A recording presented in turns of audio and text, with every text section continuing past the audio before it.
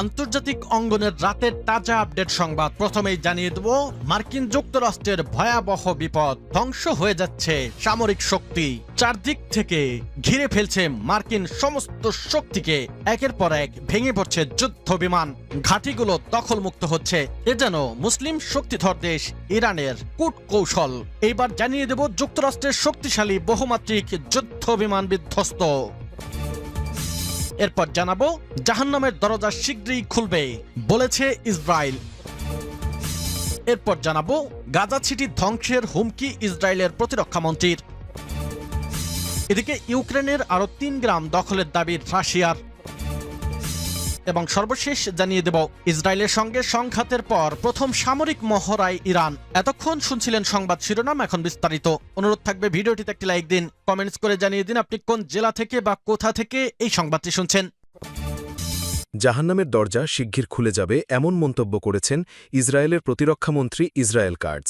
Benjamin নেতানিয়াহুর সরকার গাজা শহর দখলের জন্য আইডিএফের পরিকল্পনা অনুমোদন করেছে জানিয়ে তিনি ওই মন্তব্য করেন। প্রতিরক্ষামন্ত্রী ইসরায়েল কাটজ বলেছেন, সরকার গাজায় হামাসকে পরাজিত করার আইডিএফের পরিকল্পনা অনুমোদন করেছে। সেনাবাহিনী গাজা শহরে নতুন আক্রমণ চালানোর প্রস্তুতি নিচ্ছে। তিনি বলেন, গাজায় হামাসের খুনি ও ধর্ষকদের জন্য শিগগির জাহান্নামের দরজা খুলে যাবে। যতক্ষণ না তারা যুদ্ধ শেষ করার জন্য ইসরায়েলের শর্তাবলীতে সম্মত হয় ততক্ষণ যুদ্ধ চলবে। প্রধানত সব জিম্মির মুক্তি এবং হামাসকে নিরস্ত্রীকরণেই ইসরায়েলের লক্ষ্য। কাটজ আরও বলেন, যদি হামাস আত্মসমর্পণ না করে তাহলে গাজা শহর রাফা ও বেইত হানুনে পরিণত হবে। দুটি শহর ইসরায়েলি বোমাবর্ষণে ধ্বংসাস্তূপে পরিণত হয়েছে। সেখানে বসবাসের কোনো পরিস্থিতিই নেই। বর্তমানে এক পরিত্যক্ত ভূমিতে পরিণত হয়েছে ওই দুই শহর। প্রসঙ্গত, গাজায় ইসরায়েলের সামরিক অভিযান গিডিয়ন চ্যারিয়াটস এখন দ্বিতীয় ধাপে প্রবেশ করেছে। বুধবার ২০ আগস্ট ইসরায়েলি সেনাবাহিনীর মুখপাত্র এফি ডেফরিন জানান, ইসরায়েলি বাহিনী গাজা সিটির উপকণ্ঠে প্রবেশ করে নিয়ন্ত্রণ নিয়েছে।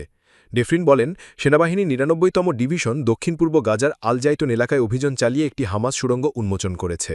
পাশাপাশি সেনারা উত্তরাঞ্চলের জাবালিয়ায় অগ্রসর হওয়ার প্রস্তুতি নিচ্ছে। সেখানে আগে থেকেই ভারী বোমা বর্ষণ চলছে। তিনি আরও জানান, সেপ্টেম্বর থেকে অতিরিক্ত ৬০,০০০ রিজার্ভ সেনা ডাকা হয়েছে এবং কয়েকটি ব্যাটালিয়নের মেয়াদ বাড়ানো হয়েছে। একই সাথে গাজা সিটির উত্তরাঞ্চলে নতুন করে সরিয়ে নেওয়ার নির্দেশ জারি করা হয়েছে। এর আগে আল সাবরা ও আল জাইতুন এলাকায় এই ধরনের নির্দেশ দেওয়া হয়েছিল। তবে সেনাপক্ষ দাবি করছে, অভিযানের মধ্যেও সীমিত আকারে মানবিক সহায়তা দেওয়া হচ্ছে। সম্ভাব্য যুদ্ধবিরতি প্রসঙ্গে মুখপাত্র বলেন, চূড়ান্ত সিদ্ধান্ত রাজনৈতিক নেতৃত্বের হাতে।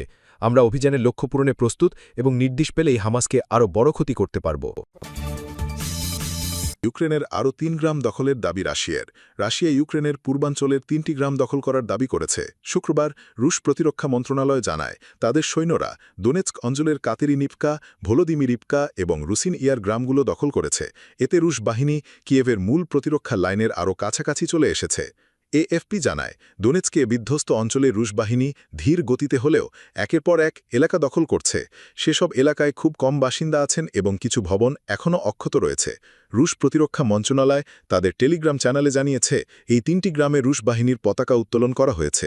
এদিকে রাশিয়া ও ইউক্রেন একে অপরকে শান্তির প্রচেষ্টায় অসহযোগিতা করার অভিযোগ তুলেছে, যার ফলে শীর্ষ নেতাদের মধ্যে দ্রুত সময়ে কোনো শান্তি আলোচনা হওয়ার সম্ভাবনা কমে গেছে।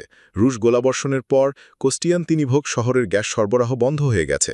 আঞ্চলিক কর্তৃপক্ষ জানিয়েছে, পাইপলাইন ক্ষতিগ্রস্ত হওয়ায় শহরে গ্যাস সরবরাহ স্বাভাবিক রাখা সম্ভব হয়নি। মেরামত কাজও নিরাপত্তা কারণে করা যাচ্ছে না। ইউক্রেনের প্রেসিডেন্টের সহকারী আন্দ্রি এরমাক গোলাবর্ষণের ফলে এক ১০তলা আবাসিক ভবন আগুনে পুড়ে যাওয়া ছবি পোস্ট করেছেন। তিনি মন্তব্য করেন, কাঙ্ক্ষিত ফল না পেয়ে রাশিয়া তাদের গুন্ডামি অব্যাহত রেখেছে। স্থানীয় কর্তৃপক্ষ জানিয়েছে, গোলাবর্ষণের ঘটনায় এক বেসামরিক নাগরিক আহত হয়েছেন। ইউক্রেন আগেই ওই শহর ছেড়ে বেসামরিক নাগরিকদের নিরাপদ স্থানে চলে যাওয়ার নির্দেশ দিয়েছিল।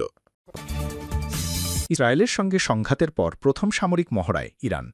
ইসরায়েলের সঙ্গে যুদ্ধ শেষ হওয়ার পর প্রথমবারের মতো বড় ধরনের সামরিক মহড়া শুরু করেছে মধ্যপ্রাচ্যের শক্তিশালী দেশ ইরান। বৃহস্পতিবার ২১ আগস্ট থেকে শুরু হওয়া এই মহড়ার নাম দেওয়া হয়েছে সাস্টেইনেবল পাওয়ার ১৪০৪। এতে গালফ অফ ওমান ও ভারত মহাসাগরে ইরানি নৌবাহিনী ক্ষেপণাস্ত্র ও ড্রোন ব্যবহার করে বিভিন্ন লক্ষ্যবস্তুতে হামলার অনুশীলন করছে। এই খবর জানিয়েছে বার্তা সংস্থায় রয়টার্স। ইরানে এই সামরিক মহড়া নিয়মিত হলেও এবারের মহড়ার বিশেষ তাৎপর্য আছে, কারণ সাম্প্রতিক যুদ্ধে ইসরায়েল ইরানের কয়েকটি পারমাণবিক স্থাপনা ও বিমান প্রতিরক্ষা ব্যবস্থা ধ্বংস করে দিয়েছে। তাই যুদ্ধোত্তর সময় নিজেদের শক্তি ও প্রস্তুতি দেখাতেই এই মহড়া আয়োজন করেছে তেহরান, এমনটাই মনে করছেন বিশ্লেষকরা। ইরানি টেলিভিশন জানিয়েছে, মহড়ায় অংশ নেওয়া নৌযানগুলো সমুদ্রের লক্ষ্য ভেদে ক্রুজ ক্ষেপণাস্ত্র নিক্ষেপ করেছে। পাশাপাশি ড্রোন ব্যবহার করে পানিতে সামরিক সক্ষমতায় যাচাই করা হয়েছে। তবে এখনও মহড়ার কোনো আনুষ্ঠানিক ভিডিও প্রচার করেনি রাষ্ট্রীয় টিভি। মহড়ার প্রাক্কালে দেশটির প্রতিরক্ষামন্ত্রী ব্রিগেডিয়ার জেনারেল আজিজ নাসির জাদে ঘোষণা দিয়েছেন, ইরান তাদের সেনাদের নতুন প্রজন্মের ক্ষেপণাস্ত্র দিয়ে সজ্জিত করেছে। তিনি বলেন, কোনো শত্রুপক্ষ যদি অভিযানে নামে, আমাদের বাহিনী এসব নতুন ক্ষেপণাস্ত্র কার্যকরভাবে ব্যবহার করতে প্রস্তুত। প্রায় 18,000 সদস্য নিয়ে ইরানের নৌবাহিনীর প্রধান ঘাঁটি দক্ষিণের বান্দার আব্বাস শহরে অবস্থিত। এই বাহিনী সাধারণত গালফ অফ ওমান, ভারত মহাসাগর ও কাস্পিয়ান সাগরে টহল দেয়। তবে পারস্য উপসাগর ও হরমুজ প্রণালীর মতো কৌশলগত এলাকা মূলত নিয়ন্ত্রণ করে ইরানের রেভলিউশনারি গার্ড। পশ্চিমা দেশগুলোর জাহাজ আটকানো এবং মার্কিন নৌবাহিনীর উপর চাপ সৃষ্টি করার জন্য এই বাহিনী বিশেষভাবে পরিচিত। যুক্তরাষ্ট্রের শক্তিশালী বহুমাত্রিক যুদ্ধবিমান বিধ্বস্ত। যুক্তরাষ্ট্রের নৌবাহিনীর বহরে থাকা বহুমাত্রিক অভিযান পরিচালনায় সক্ষম শক্তিশালী একটি যুদ্ধবিমান বিধ্বস্ত হয়েছে। স্থানীয় সময় বুধবার সকালে ভার্জিনিয়া উপকূলে বিমানটি আছড়ে পড়ে। খবর সিবিএস নিউজের। মার্কিন নৌবাহিনীর বিমানটি FA-18 সুপার হর্নেট মডেলের। সমুদ্র পড়ে এটি তলিয়ে যায়, তবে তার আগেই পাইলট বের হতে সক্ষম হন। বিধ্বস্ত হওয়ার পর তাকে উদ্ধার করা হয়েছে। নৌবাহিনীর মুখপাত্র লেফটেন্যান্ট জ্যাকি পরাশরের এক বিবৃতি অনুসারে সকাল 10টার কিছু আগে স্ট্রাইক ফাইটার স্কোয়াড্রন 83-র একজন পাইলট নিয়মিত প্রশিক্ষণ ফ্লাইটের সময় সুপার হর্নেটের নিয়ন্ত্রণ হারান। তিনি দ্রুত সিদ্ধান্ত নিয়ে ইজেক্ট করেন। কন্ট্রোল টাওয়ার ঘটনাটি সমুদ্রে থাকা পার্শ্ববর্তী দলকে জানায়। দ্রুত সময় অনুসন্ধান দল মোতায়েন করা হয় এবং বেলা 11:21 পাইলটকে সমুদ্র থেকে উদ্ধার করা হয়। পাইলটের শারীরিক অবস্থা নিশ্চিত করেনি নৌবাহিনী, তবে জানিয়েছে তাকে পরীক্ষা নিরীক্ষার জন্য হাসপাতালে নিয়ে যাওয়া হয়েছে। পরাশর ওই বিবৃতির তথ্যানুযায়ী বিধ্বস্ত বিমানটি এখনও সমুদ্র থেকে উদ্ধার করা সম্ভব হয়নি। দুর্ঘটনার কারণ তদন্তাধীন। স্ট্রাইক ফাইটার স্কোয়াড্রন 83 ভার্জিনিয়া বিচে অবস্থিত নেভাল এয়ার স্টেশন ও সেনাঘাঁটি থেকে কার্যক্রম পরিচালনা করে। গত 10 মাসে এটি নৌবাহিনীর ষষ্ঠ F-18 বিমান হারানোর ঘটনা। এদিকে মালয়েশিয়ার কোয়ান্তান বিমান ঘাঁটিতে একটি সামরিক যুদ্ধ বিমান দুর্ঘটনার শিকার হয়েছে। উড্ডয়নের সময় বিমানটিতে আগুন ধরে বিস্ফোরণ ঘটে। বৃহস্পতিবার 21 আগস্ট রাত 9:05 FA-18D হর্নেট মডেলের বিমানটি বিধ্বস্ত হয়। পাহাংয়ের কোয়ান্তানের সুলপান হাজি আহমেদ শাহ বিমানবন্দরের রানওয়েতে এই ঘটনা ঘটেছে। বেসামরিক চলাচলের পাশাপাশি রানওয়েটি সামরিক কাজে ব্যবহৃত হয়ে আসছে। গাজা সিটি ধ্বংসের হুমকি ইসরায়েলের প্রতিরক্ষামন্ত্রীর। গাজা যুদ্ধকে ঘিরে নতুন করে উত্তেজনা দেখা দিয়েছে। ইসরায়েলের প্রতিরক্ষামন্ত্রী ইসরায়েল কাজ সতর্ক করে বলেছেন, হামাস যদি নিরস্ত্রীকরণে রাজি না হয় এবং সব জিম্মিকে মুক্তি না দেয়, তবে গাজা সিটি ধ্বংস করে দেওয়া হবে। ইসরায়েলি মন্ত্রিসভা গাজা সিটিতে ব্যাপক সামরিক অভিযানের পরিকল্পনা অনুমোদনের পর তার এ মন্তব্য এলো, যদিও দেশি বিদেশি মহলে এ ধরনের পদক্ষেপের বিরুদ্ধে প্রবল বিরোধিতা রয়েছে। এর আগে সোমবার কাতার ও মিশরের মধ্যস্থতায় হামাস 60 দিনের যুদ্ধবিরতিতে সম্মত হওয়ার প্রস্তাব দেয়। কাতার জানায়, ওই প্রস্তাব বাস্তবায়িত হলে গাজায় আটক থাকা জিম্মিদের অর্ধেককে মুক্তি দেওয়া সম্ভব হবে। কিন্তু ইসরায়েলের প্রধানমন্ত্রী বেনিয়ামিন নেতানিয়াহু এই প্রস্তাব নাকচ করে দেন। তিনি বলেন, ইসরায়েলের জন্য গ্রহণযোগ্য শর্তে সব জিম্মিকে মুক্ত করা এবং যুদ্ধের অবসান ঘটানো ছাড়া কোনো চুক্তি হবে না। ইসরায়েলি ধারণা অনুযায়ী প্রায় 22 মাসের যুদ্ধে আটক 50 জন জিম্মির মধ্যে মাত্র 20 জন এখনও জীবিত আছেন।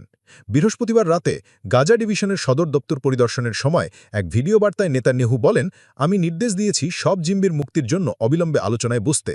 একই সঙ্গে গাজা সিটির নিয়ন্ত্রণ নেওয়া এবং হামাসকে পরাজিত করার জন্য IDF-এর পরিকল্পনা অনুমোদন করেছি।